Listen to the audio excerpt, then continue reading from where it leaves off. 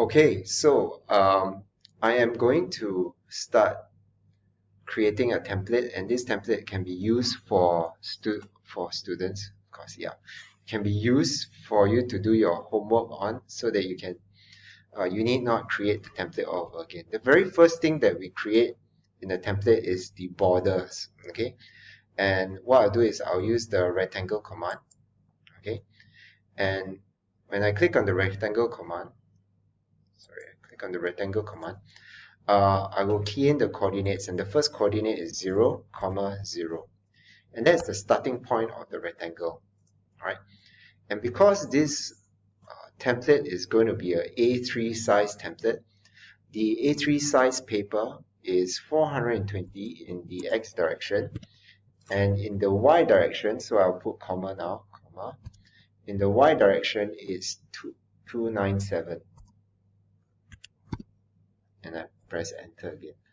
Now if you see that your box is really small, or if your box is really large and you want to bring it into perspective, you double click your center mouse button, and you'll get your rectangle screen in a comfortable position on your screen. And this is an A3 size paper that you have. Okay. Now other than, oh sorry, let me repeat that again. It's 420297. Okay, that's for A3 size paper.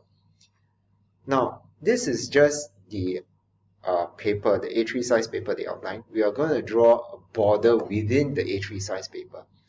Of course, you can draw another rectangle within this box, and you can specify the start point as 10, 10 and 410, 287. But however, there's a more efficient way of doing it, and we're going to use this command called the offset command. The offset command is under the modify tab, and it is this icon that looks like it has got two C's. Okay, yeah, it looks like 2C. It's an offset command.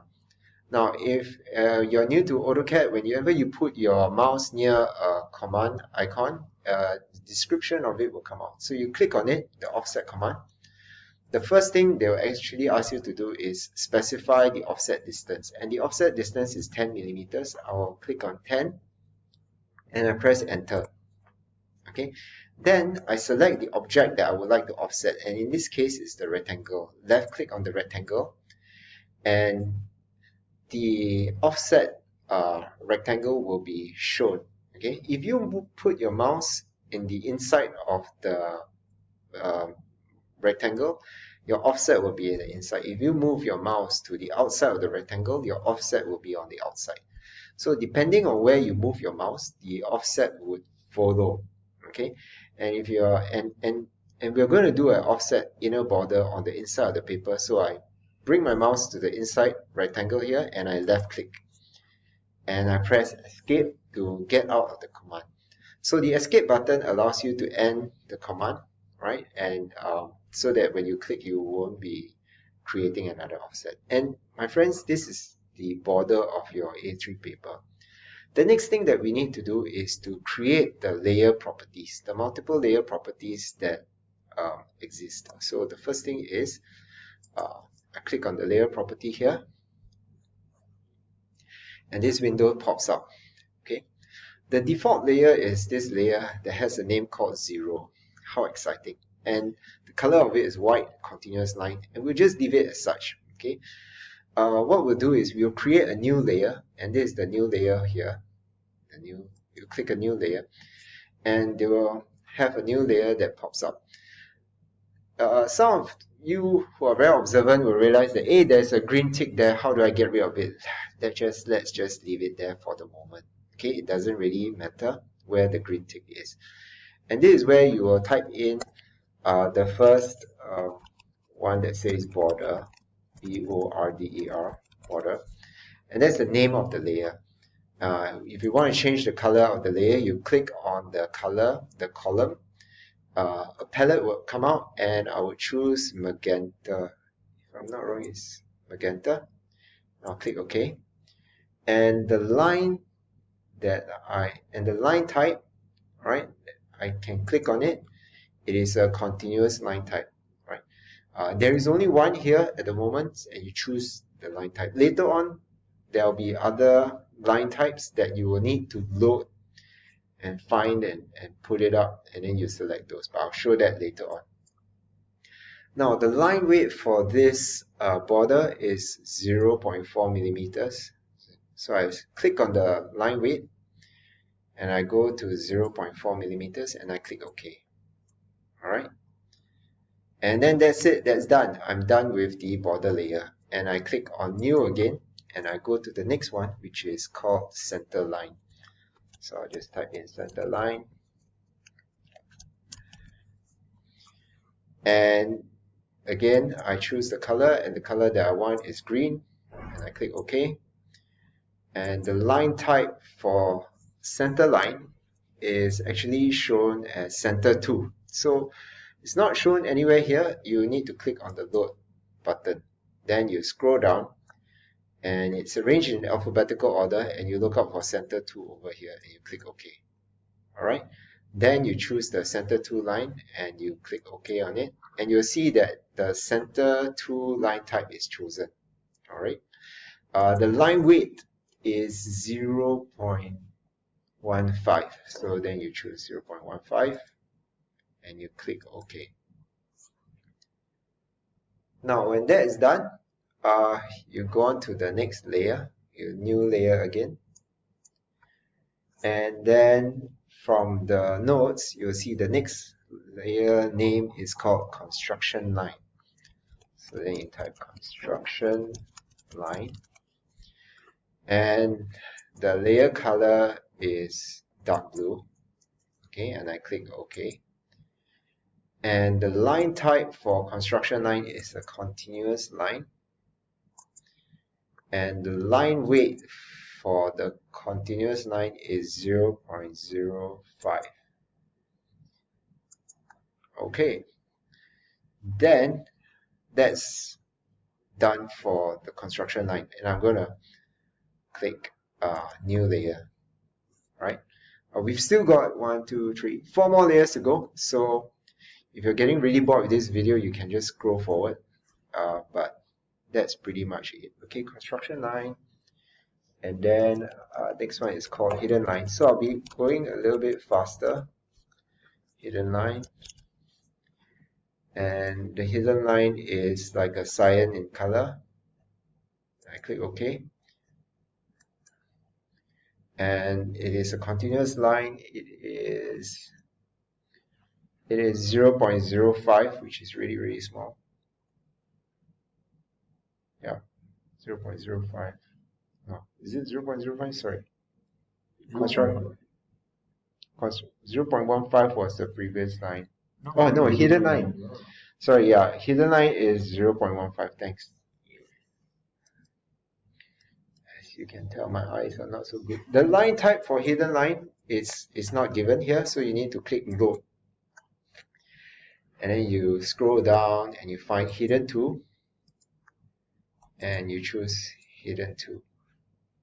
If I'm not wrong, yep, it's Hidden To. And once that's done, go on to the next layer. The next layer is outline. Outline. Whoops. Outline, and outline is yellow in color. I click OK, and the outline is a continuous line. And the outline's weight is 0.4. I move over here at 0.4. And I click OK.